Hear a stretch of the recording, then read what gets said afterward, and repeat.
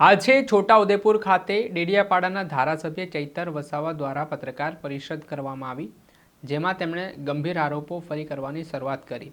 તેમણે કહ્યું, આજે આદિવાસી વિસ્તારોમાં આદિવાસી સમાજના બાળકો કુપોષણથી પીડાઈ રહ્યા છે. બીજી તરફ આદિવાસી સમાજની ગ્રાન્ટમાંથી કેટલાક લોકો જલસા કરી રહ્યા છે. તેમણે કહ્યું કે આજે જે પરિસ્થિતિનું નિર્માણ થયું છે, આદિવાસી સમાજનું શોષણ થઈ રહ્યું છે, કોન્ટ્રાક્ટરો અને ભારતીય જનતા પાર્ટીની સાથે સંકળાયેલા લોકો છે, તેઓ એકબીજાની મિલીભગતથી જે ચલાવી રહ્યા છે, તેને લઈને લોકો ખૂબ જ શોષણ થઈ રહ્યું છે, તેમજ લોકોને ખૂબ મુશ્કેલીઓનો સામનો કરવો પડી રહ્યો છે. વાત આટલેથી ન અટકી ધારાસભ્ય ચૈતર વસાવાએ આજે જે સાંસદ મનસુખ વસાવાએ ભાજપ છોડી દેવાની વાત કરી, તેને લઈને પ્રતિક્રિયા આપતા શું કહ્યું તેમને સાંભળો. ગુજરાતમાં છેલ્લા 30 વર્ષથી એક હતું ભારતીય જનતા પાર્ટીનું શાસન છે અને ગુજરાતના મોડલને પૂરા દેશમાં મૂકવામાં આવે છે. વિકસિત ભારતની વાત થાય છે, વિશ્વગુરુ બનવાની વાત થાય છે, ત્યારે જે પ્રકારે ચાલુ સંસદ ભવનના ગૃહમાં ગુજરાત સરકારે એક પ્રશ્નના સવાલમાં જે જવાબ આપ્યો છે કે ગુજરાતમાં આજે પણ 1 થી 5 વર્ષના બાળકોમાં 3,21,000 બાળકો અતિ કુપોષણથી પીડાય છે અને ગુજરાત નહીં સમગ્ર દેશના જે ટોપ અતિ કુપોષિત પીડાતા જિલ્લાઓમાં ગુજરાતના 5 જિલ્લાઓનો સમાવેશ થાય છે, જેમાં દાહોદ, પંચમહાલ, છોટાઉદેપુર, નર્મદા, ડાંગ જેવા જિલ્લામાં અતિ કુપોષણથી પીડાતા બાળકોની સંખ્યા ખૂબ જ મોટી છે. એક બાજુ સરકાર એમના વિકાસ પર્વના નામે, વિકાસ મહોત્સવના નામે, અમૃત મહોત્સવના નામે, યાત્રાઓના નામે, માર્ચ યુનિટીઓના નામે 15 દિવસના સળંગ કાર્યક્રમો રાખીને સરકારી ગ્રાન્ટોમાંથી, આદિવાસીઓના વિકાસના ગ્રાન્ટોમાંથી કરોડો રૂપિયાના તાઇફાઓ કરે છે. ત્યારે એક બાજુ વરવી વાસ્તવિકતા એવી છે, ગુજરાતમાં આજે જે પરિસ્થિતિ છે, આજે ઘણી એવી આંગણવાડીઓ છે જે આજે ખુલ્લામાં બાળકોને બેસીને ભણવા મજબૂર કરે છે. આજે 1032 આંગણવાડીઓ એવી છે કે ત્યાં પીવાના પાણીની સુવિધાઓ નથી. 1299 આંગણવાડીઓ એવી છે ત્યાં બાળકો માટે શૌચાલયની વ્યવસ્થા નથી. 3384 આંગણવાડી એવી છે જે આજે ભાડાના મકાનોમાં ચાલે છે. ત્યારે શું આ ગુજરાતનું મોડલ છે? શું આ ગુજરાતની આ વિકસિત ભારતની વાત છે? કઈ રીતના બાળક ભણશે ને કઈ રીતના બાળક આગળ વધશે? ત્યારે 30 વર્ષથી આ ભારતીય જનતા પાર્ટીની સરકારે કુપોષણને દૂર કરવા માટે 10થી પણ વધારે યોજનાઓ બહાર પાડી અને કરોડો રૂપિયાના આધણ કર્યા છે. આ કરોડો રૂપિયા એ જ ભારતીય જનતા પાર્ટીના કોન્ટ્રાક્ટરો, એમના નેતાઓ, એમના એનજીઓના લોકો આ કુપોષિત બાળકોની ગ્રાન્ટ ખાઈને તાજા માજા થયા છે, પણ છેવાડાના બાળક સુધી આજ દિન સુધી પોષક આહાર પહોંચ્યો નથી. ત્યારે આજે જે પરિસ્થિતિ ગુજરાતની છે, તમે જોયું હશે, હમણાં અમારે ત્યાં વડાપ્રધાન શ્રી આવ્યા, 2,40,00,000નું એમણે મોબાઈલ ટોયલેટ મંગાવ્યું, એમણે 2 કરોડના ચા પાણી કર્યા, 2 કરોડના સમોસાના બિલો મૂક્યા, 5,83,00,000 ત્યાં સ્ટેજનું ચૂકવણા કરવામાં આવ્યા, 7,38,00,000, 7,87,00,000 મંડપના બિલો ચૂકવવામાં આવ્યા, 2 કરોડના ડમના બિલો ચૂકવવામાં આવ્યા, 16 લાખ એમ્બ્યુલન્સ અને ફાયર બ્રિગેડની ગાડીઓમાં ડીઝલના બિલો ચૂકવવામાં આવ્યા, 50 લાખ રૂપિયા એમણે પાણી પીવાના બિલો ચૂકવ્યા, 50 લાખથી વધારે ફૂલગુસ્સાના બિલો ચૂકવ્યા, 7,83,00,000 રૂપિયા એમણે ભીડ ભેગી કરવા માટે બસોની વ્યવસ્થામાં ફાળવ્યા. એવા તો હટોલોમાં મોટોલોમાં રોકાયા બધા જ પ્રકારના કરોડો રૂપિયા આ સરકારી કાર્યક્રમોમાં પ્રજાના પૈસે દિવાળી થાય છે. આંગણવાડીઓને બાળકોની કાળજી લેવામાં આવતી નથી. આંગણવાડીઓને આવા કાર્યક્રમોમાં, આંગણવાડી હોય, તેડાગર હોય, એમને ત્યાં ભીડ ભેગી કરવા માટે ટાર્ગેટ આપી દેવામાં આવે છે. આંગણવાડીઓને સરકારી યોજનાઓના કામોમાં જોતરી દેવામાં આવે છે. અને જે આંગણવાડીઓ ફૂડ બિલ મૂકે છે, શાકભાજીના બિલ મૂકે છે, ફળફળાદીના બિલ મૂકે છે, ગરમ નાસ્તાના બિલ મૂકે છે, 5 મહિના સુધી ગ્રાન્ટ ન હોવાના કારણે પાસ કરવામાં નથી આવતા. કઈ રીતના કુપોષણ દૂર થશે? આજે આશ્રમ શાળાઓમાં ભણતા બાળકો માટે મહિને 2100 રૂપિયાનું માત્ર ફૂડ બિલ મંજૂર થાય છે. એમના કાર્યક્રમો હમણાં થયા આ વિસ્તારમાં. મંત્રી શ્રી રમેશભાઈ કટારા અને પીસી બરંડા રથ લઈને ફરતા હતા. એક થાળીનો ભાવ 3,000 રૂપિયા એમણે મૂક્યો છે.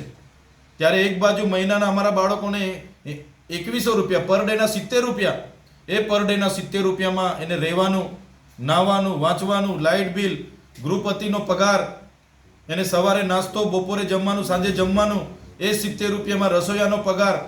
તો કઈ રીતના કુપોષણ દૂર થશે?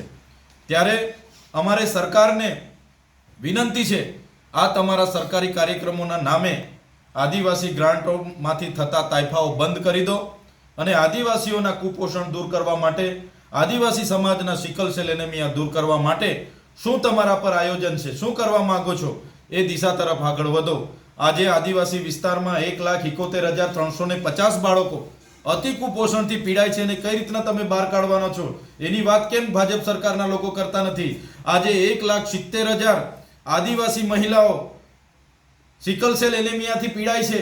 એમને આજે સહાય આપવાની વાત હતી, છેલ્લા 5 મહિનાથી એમને સહાય મળી નથી. એને કેમ ગ્રાન્ટ મળતી નથી એની વાત કેમ ભારતીય જનતા પાર્ટીની સરકાર કરતી નથી?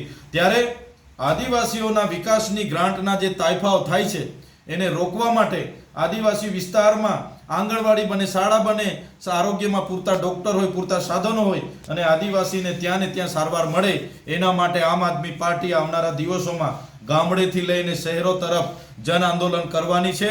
અને અમને જ્યારે જરૂર લાગશે તો અમારા લોકોની ગ્રાન્ટ સગે વગે કરનારાઓ, મળતિયાઓ, કોન્ટ્રાક્ટરો, ભાજપના નેતાઓ જે તાજા માજા થઈને ફરે છે એમની સામે અમારે ગાંધીનગરનો રસ્તો અપનાવવો પડશે.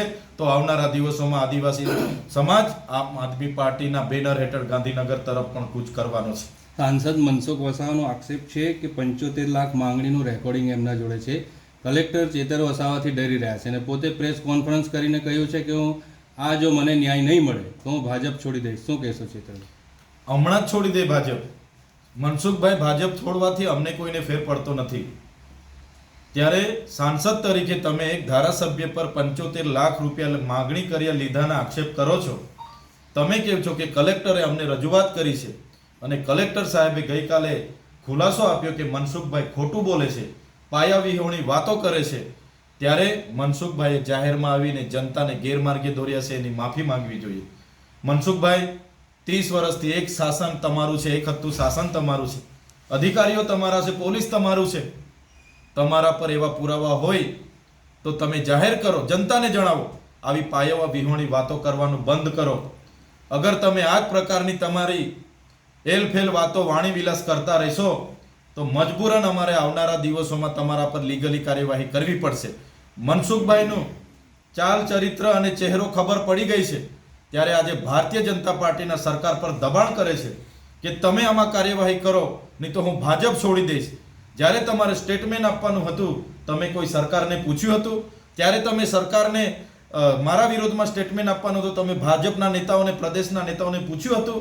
અને આજે એમને તમે મજબૂર કરી રહ્યા છો કે ચૈતર વસાવાને દબાવો, એમને અટકાવો. આ ચૈતર વસાવા એ સત્ય વાત કરે છે, સાચી વાત કરે છે. સત્ય પરેશાન થઈ શકે છે પણ પરાજિત નથી થતો. કલેક્ટરે કાલે ખુલાસો કર્યો અને મનસુખભાઈનો ચહેરો બહાર પડી ગયો છે. એ આખી જનતા આજે એમના પર થૂકે છે.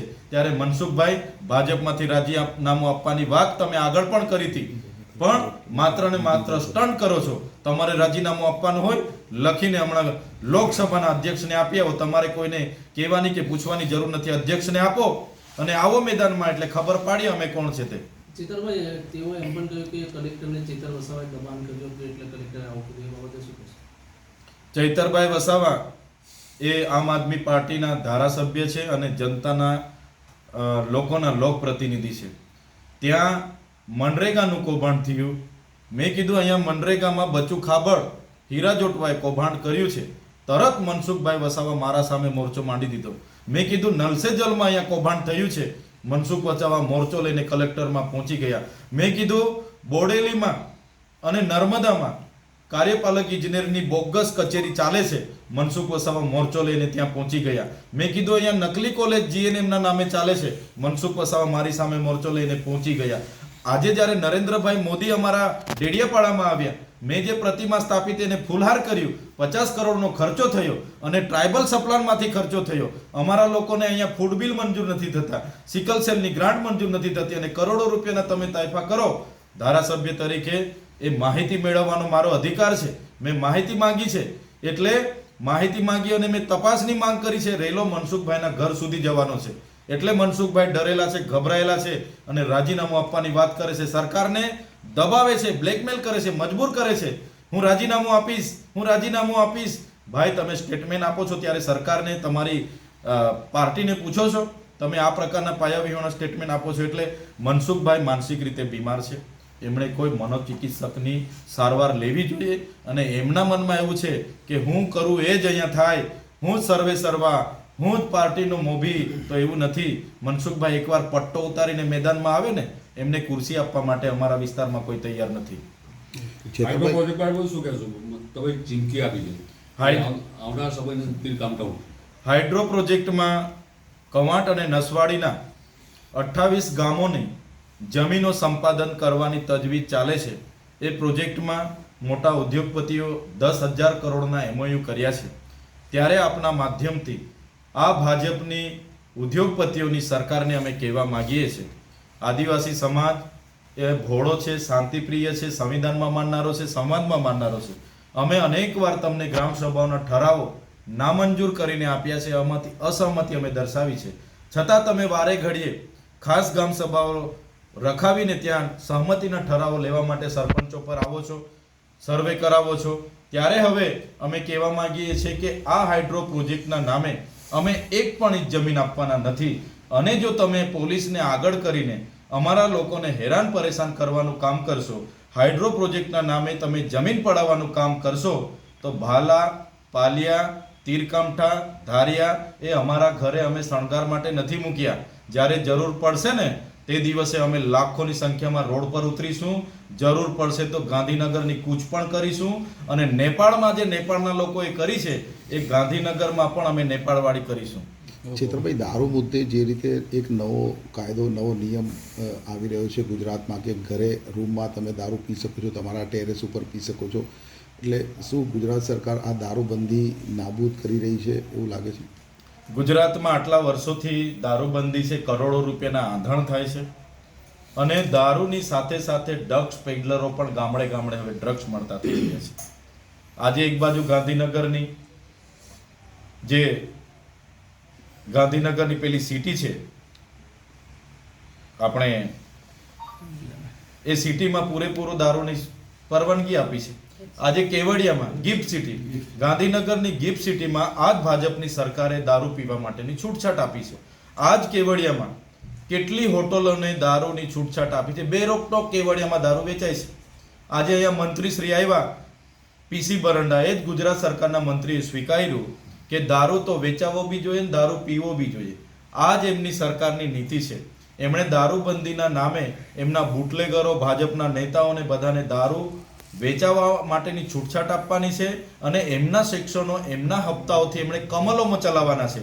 દારૂ આજે વેચાય છે એ ગૃહમંત્રીને હું ચેલેન્જ આપું છું, તમારામાં પાણી હોય તો 1 મહિનામાં દારૂબંધી કરાવી દો.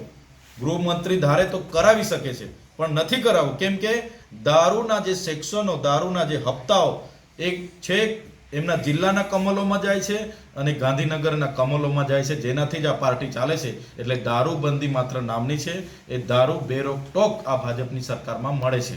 સુરેન્દ્રનગરના કલેક્ટર અને મામલતદારને ત્યાં જે રીતે ઈડીના દરોડા પાડવામાં આવ્યા છે, ત્યારે શું કહી શકાય કે ગુજરાતમાં ભ્રષ્ટાચાર ચરમસીમાએ છે? બીજા એવા ગુજરાતમાં હમણાંના સમાચાર મેં જોયા, કલેક્ટર સુરેન્દ્રનગરને ત્યાં અને મામલતદારને ત્યાં ઈડીએ રેડ પાડી છે અને 1500 કરોડની જમીનના ગોટાળા બહાર આવ્યા છે. હું સરકારને અપીલ અને વિનંતી કરું છું, તમામ જિલ્લાના કલેક્ટરો, SP અને ખાણ ખનીજ વિભાગને ત્યાં ખાલી એકવાર દરોડા પાડી દો.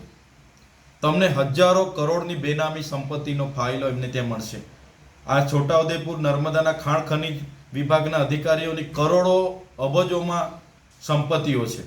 તો ત્યાં પણ દરેક જગ્યાએ રેડ પાડો.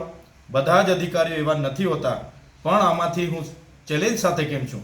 60% અધિકારીઓ તમારા કરપ્ટેડ છે. એમના પર રેડ પાડો, કાર્યવાહી કરો અને એમના પર જે પ્રકારે સુરેન્દ્રનગરના કલેક્ટર પર તમે કાર્યવાહી કરી છે એ જ પ્રકારની તમામ લોકોની તપાસ થાય અને એમના પર જે પણ લોકો દોષી ઠરે એના પર કાર્યવાહી થાય એ અમે માંગણી કરીએ છીએ. દર્શક મિત્ર, આવા જ નવા વિડીયો સાથે આપણે માહિતગાર કરતા રહીશું, એટલે નવજીવન ન્યૂઝ જોતા રહો. વૈષ્ણવજન તો તેને કહીએ જે પીડ પરા